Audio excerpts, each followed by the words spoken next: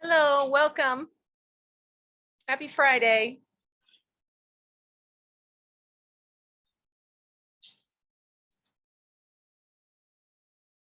Come on in, everybody. Good to see you.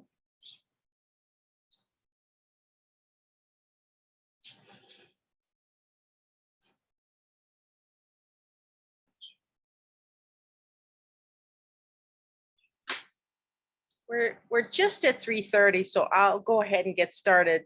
My name is Dr. Piscopo. If I haven't met you already, I'm your instructor this semester for microbiology. And I want to welcome you to our first Zoom meeting for the semester. As you know, these Zoom meetings are going to be 100% optional. It's a chance for you to come in and talk with me directly if you have anything you need to talk to me about regarding the course or the lecture material. It's just a chance for us to check in with each other once a week if you have that availability. And of course, some people don't. Some people aren't available at this time. So I do want to let you know that these meetings are recorded. And for that reason, if you are uncomfortable having yourself recorded in some way, feel free to turn off your camera if you want to. It's not a problem. You can communicate through our chat feature in Zoom. So if you're not comfortable, it's not a problem. You don't have to have your image recorded. So what I wanted to talk about today while we're together is just getting started in the class. I want to make sure that everybody is comfortable with how the class is set up and how things have started for us, and make sure that everybody is on track and feels secure about how things are going to move forward from here. So the first thing I'll have you do, if you wouldn't mind, is just chat in the chat box. Go ahead and type in your nickname or your first name for me. And that'll be the way that I take attendance when we're having our meetings. So just type in your nickname, whatever you like to be called, or your first name. And that way I'll have a record that you were here today. I'm going to try to turn off my furnace because it's very loud.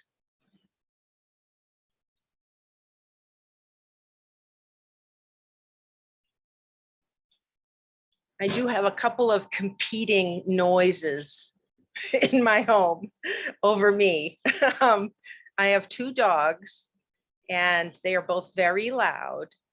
They both love to police the neighborhood. So if, heaven forbid a delivery come while we're meeting, because they will let you know that they are here. I also have three budgies, little budgie parakeets, and they like to sing along whenever I'm on Zoom. They like to just add their voices to our Zoom meetings. So hopefully they won't disturb us too much. That's right, Andrew. It's a loud experience when someone knocks on my door. One of my dogs is a pit bull mix, and the other dog is just she probably has 20 different breeds in her. She's just a mutt, and they're both big dogs. They're both about 70 pounds or so, and they just love to let people know that they're not allowed to knock on our door. So, all right.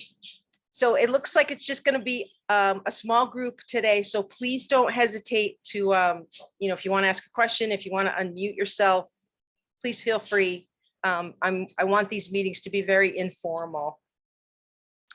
I noticed that, for the first week on our Canvas course, you can see that there's a couple of things that I've asked you to do. The first thing I asked you to do was to go through that Start Here module. That module was just a step-by-step sort of process to show you some documents for the course, get you to read the syllabus, and take a look at the schedule and so on. I asked everybody to fill out a short survey for me. And I'm happy to say just about everybody has done that. So that's great. And then I asked you to come into the next module, which is called week 1. All the way through the semester, all of our course materials are going to be organized week by week on Canvas. And hopefully that'll be a straightforward way for you to find things. So at the very start of each of those weekly modules, there's going to be a link for what's called our to-do list for that week. And at the beginning of each week, if you click on the to-do list, you'll get a nice little summary of all of the things that are going to happen that week and what you need to get done. It'll be a summary of what lecture videos you're going to need to view, what lecture homework or quiz you're going to need to complete, and if anything else is happening that you need to do. It's just a way for you to, at a glance, make sure that you know exactly what you've got to get done that week. I do try to keep due dates very similar from week to week. So for example, your lecture homework assignments, your lecture quiz assignments are generally due on Thursdays by midnight. That will only change during the weeks that we have exams. I give you a couple extra days when we have an exam week, because you'll typically take the exam, say at the beginning of the week, and then you'll have a lecture to watch later in the week, and then a quiz to complete. And I typically make during exam weeks, excuse me, I typically make the lecture quizzes due on Saturdays by midnight again. Pardon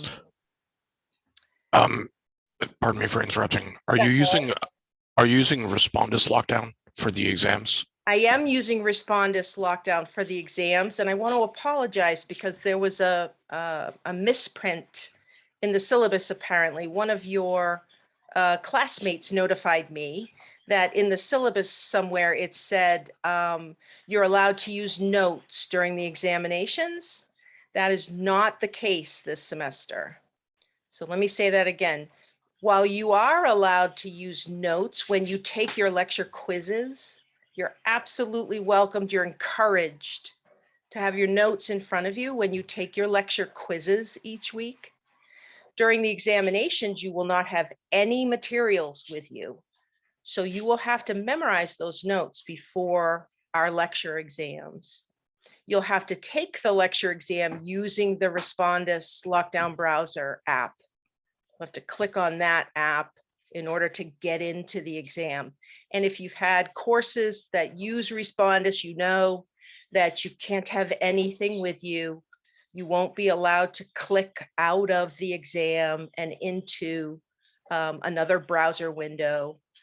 It's a security measure to make sure that everyone is taking the exam without additional materials. You can always go into the syllabus and pull up the schedule at the end of the syllabus if you want to look ahead, so you know exactly when you're going to have examinations. The syllabus the schedule that I've provided to you at the end of the syllabus is just a way for you to see the whole semester at a glance. Otherwise, you'll want to come in to Canvas, to the weekly module, and click on that to-do list for a week-to-week summary of what you need to get done. I was pleased to see that just about everybody, I think almost everybody, maybe one, with the exception of one student, just about everybody has finished the lecture material for this week, and they submitted their lecture quiz on time last night. And just about everybody did very, very well on that first quiz. So we're off to a really good start. remember, when you take those lecture quizzes and you have your notes with you, if you get something wrong on the quiz, because of course, as soon as you submit it, you're going to be able to see what you got right and wrong, make sure to make adjustments in your set of notes. If you had something down incorrectly in your notes, or perhaps didn't have something in your notes that was asked about on the quiz, make sure to fix your notes right then and there. The quizzes offer a good opportunity for us to make sure that our notes are complete and accurate. Let's see, what else did I want to mention?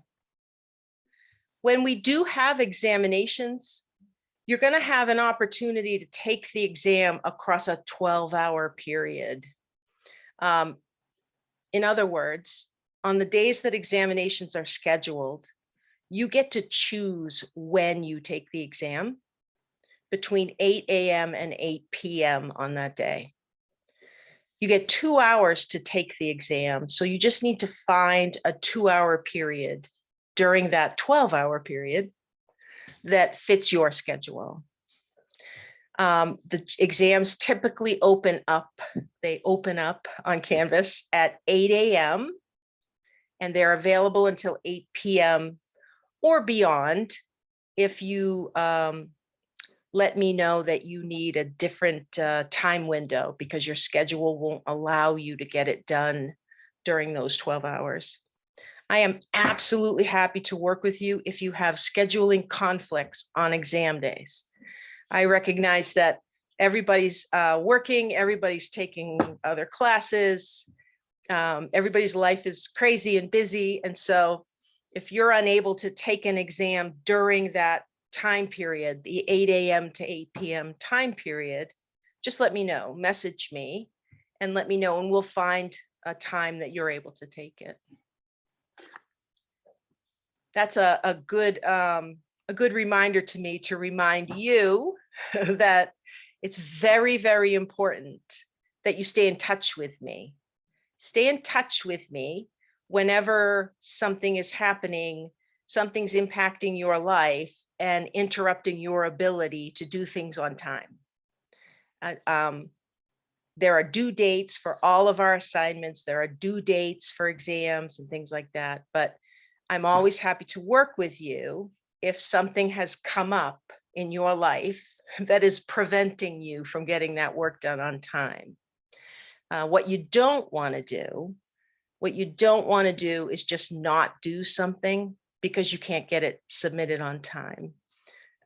You want to earn as many points as you can on all of the offered assignments, because all of those points will go towards your course grade in the end. Does anybody have any questions about the schedule or the syllabus, anything that you've read in the syllabus, any course policies or anything? Any questions about how the course is organized? Remember, if any questions come up, if you ever find yourself with a question during the week, the very best way to get in touch with me is through Canvas. There's an inbox feature in Canvas in one of the left-hand menus. You'll want to click on that to send me a message. And that's because I get my Canvas messages separate from my regular email messages. You can imagine I get, oh gosh, there are days that I get a couple of hundred email messages in one day. And it's easy to miss a student email in that mess. So by messaging me through Canvas, I will see your message much more readily because I get those separately, away from all of the other ridiculous emails that I get every day. Yeah, so the key thing is to remember to stay in touch with me. Let me know what's going on. Let me know if you need an extension on anything. And of course, let me know if you have any questions about the material that you're watching. keep a list, keep a piece of paper with you, and while you're taking notes, and if something isn't clear, just jot it down and let me know.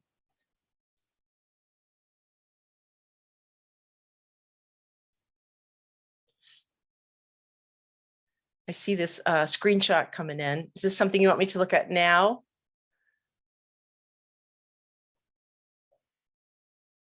Oh, some other assignments from are showing up for our course. Ooh, interesting. Can you type in for me the module the name of the module or the week module that you see that in on Canvas? If you see an assignment for a different course. We're having a little bit, just a little Canvas trivia, if you're interested. I have sort of a love-hate relationship with Canvas. Canvas is actually a pretty good system, and a pretty good system for delivering an online course. But there are some bugs in Canvas, and when you transfer material from one course to another, or if you pull an assignment from an old version of the course and put it in a new version of the course, sometimes wires get crossed somehow, and weird things happen. So if you see an assignment posted in our Canvas course that doesn't belong there, it belongs to another course, let me know, send me a little message or something, and I'll take care of it. I'll investigate and take care of it.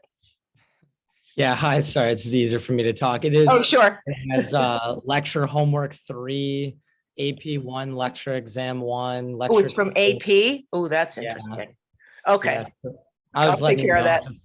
I'll take care of that. Sorry, And of Kyle, course, where are you seeing that? I don't see that. Of course, half the time it's my fault because I have forgotten to uncheck a box somewhere and get something out of the way. So, okay. So Kyle, are you seeing that on the calendar? Where are you seeing it? It's in grades for the assignments. Oh, it's in grades. Yeah. Okay, I will take care of that. Let me jot that down.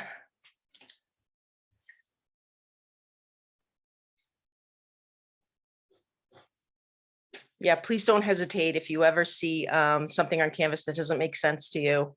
Don't hesitate to let me know. I will take care of it.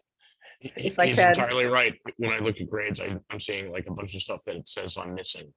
You know, like an ANP1 lecture exam number 1. Oh, okay. I'll have to check this out. I'll have to check out how anatomy and microbiology sort of came together. Well, I mean, they just sort of fit together. But well, yeah, you know, that's exactly right. So, all right. There's not really anything in the first lecture, that introduction to the microbes lecture, that I have written down as being particularly complex or needing a little bit of review. And as I said, most people did very well on that first quiz. But if there's any, if you have any questions about that first lecture, we can certainly talk about it. If there's any of the material that was discussed that you would like a little more explanation of or anything like that, we can certainly do that. I'm trying to, let me pull that lecture up for us for a sec. Clean this up here.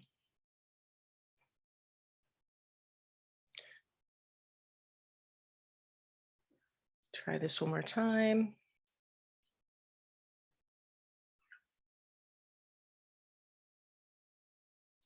Nope, that's not the one I wanted. One more time. Okay, there we go.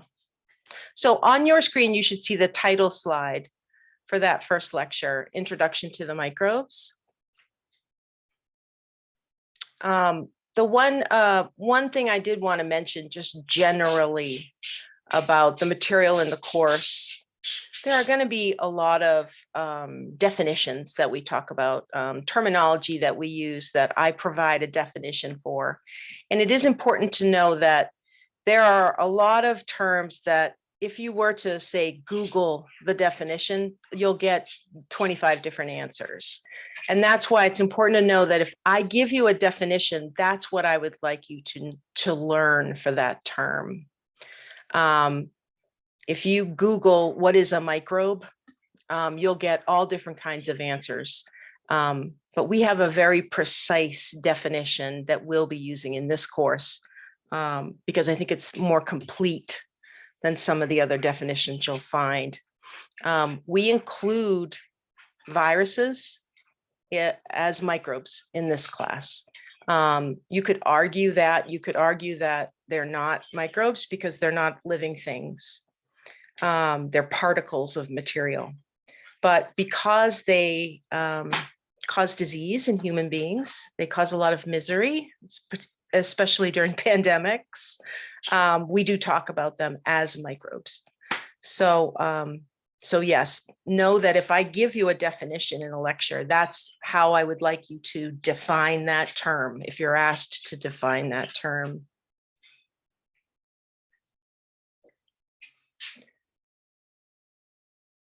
Oh, it keeps taking me back to our Canvas page. Hold on just a sec. That's better. So we talked about the 3 domains. Hopefully that was clear to you. Cell theory, the characteristics that cells share, lots of sort of basic information about microbiology. And then we'll talk about these sorts of things separately throughout the course. We'll spend a whole lecture talking about the eukaryotes. We'll spend a lecture talking about the prokaryotes separately. And of course, we have another lecture that is devoted to the viruses. Oh, this is a good thing to mention. Is everybody clear on naming, how we name? I should say how we write the name of an organism scientifically. Did that make sense to everybody? The system that we use is an important one to know because even in other sciences, whenever you talk about or write down the name of an organism using its scientific name, you'll want to know the appropriate way to do that. So remember, every living thing on this planet has a genus and a species, 2 names. That genus name is always capitalized. The species name is not. So Homo sapiens, for example, we capitalize the H on Homo, we put a lowercase s for sapiens. So that's the first thing to know. And the second thing to know is that it's customary to either italicize those names, that's the way you see it most often, or to not italicize the names, keep them in regular type, but underline each of the names separately.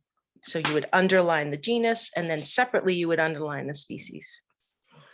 And that's the correct way to write down a scientific name. Now, it's very common for us to, instead of writing out the genus name, to shorten it to just that initial. Very, very common in microbiology, for example, for us to say E. coli or S. aureus or S. pyogenes, instead of saying, Streptococcus pyogenes. It's very, very common to shorten that genus name just to an initial. You would still do the same thing, though, in terms of either italicizing it or underlining each, the initial and the species name separately. So yeah, I'm a bit of a stickler for that because that's one of those little details in microbiology that I want you to know, I want you to walk away with.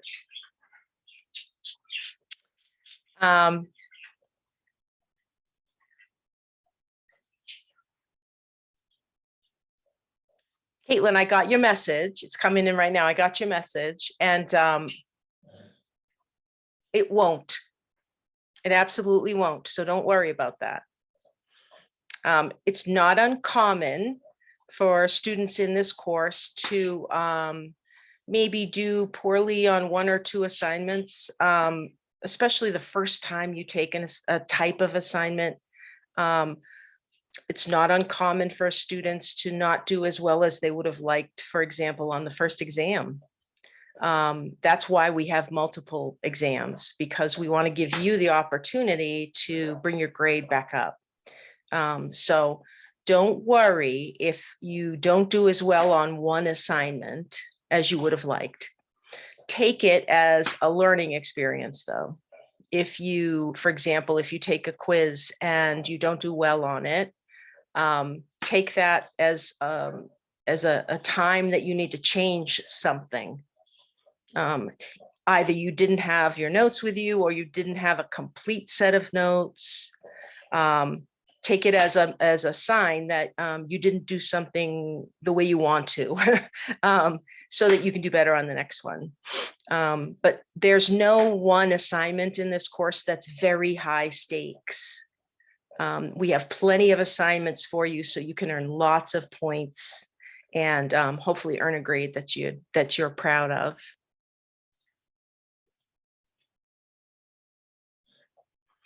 Okay. All right, let me jump back in just to see if there's anything else I wanted to mention on this PowerPoint. So yes, on this slide, you can see the examples I gave down at the bottom and how we would write them. It is true that the other thing to note about scientific names is that, especially in microbiology, there are subspecies. There are a lot of subspecies. So anytime you see an organism's name, genus, and species, and then some other information, something like a series of numbers or a series of letters, what you're looking at is a subspecies. So E. faecalis, MMH 594. The MMH thing, that's a subspecies name. This is Enterococcus faecalis, and that species just happens to have subspecies within it. We also call subspecies strains, and they're very common in bacteria. I will point out this is an important slide to understand and know.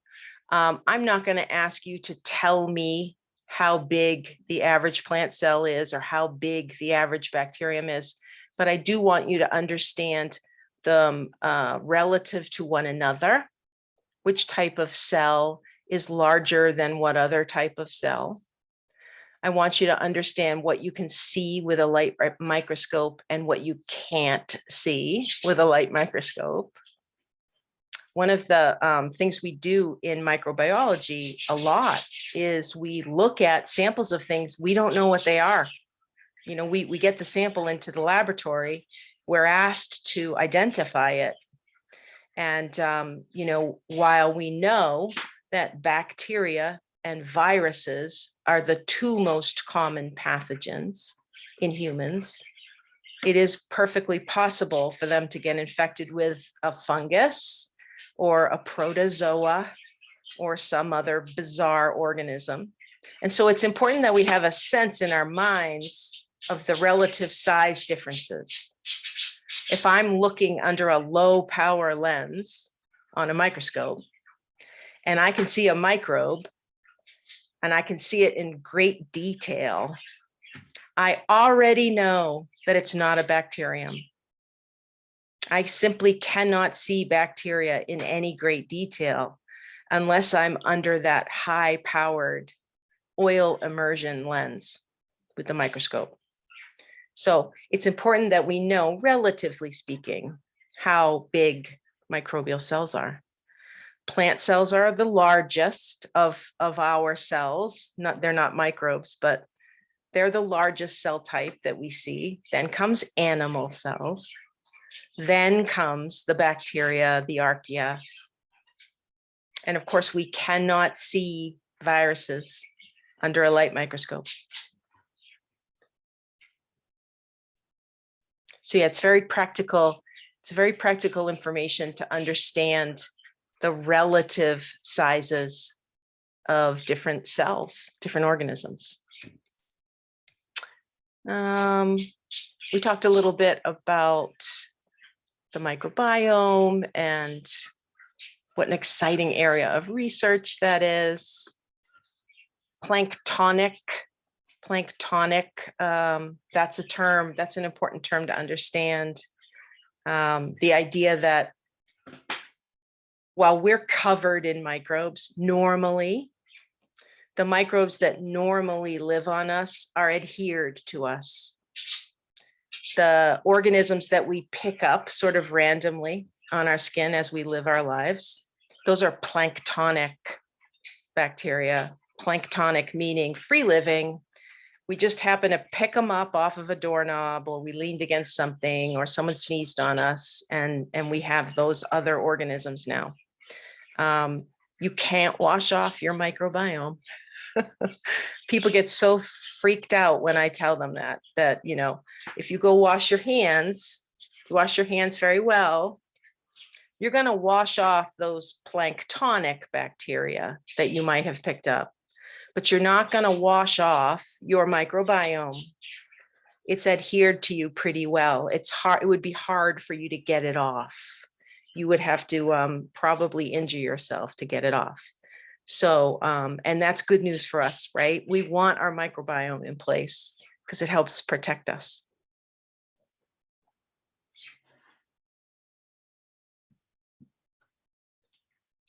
Let's see. We will be talking later on in the course about metabolism, and we talk about how human beings have taken advantage of microbes industrially, and that's actually a really good thing for us. We grow microbes on an industrial scale, and we produce things using the microbes. We use them to make fermentation products, and we use microbes to, we insert genes into microbes and have the microbe produce products for us. That's actually a good thing. It helps us. And again, we'll talk a lot more about microbial metabolism later on in the course. So that first lecture was really sort of just a survey of all the different things that that will help get us started in learning about microbes. Any other questions anybody had? Anything else that we should talk about today? All right, very good. All right, well, I'm going to let you go then. Everything is posted on Canvas for next week that you will need. Again, as always, if you have any questions, just message me through Canvas. And I will be here again next Friday at 3:30 if you're free and you'd like to attend. All right, it's great to see you. I hope you're having a good start to the semester, and I'll see you next time. Thank you, Dr. Piscopo. See you. You're welcome.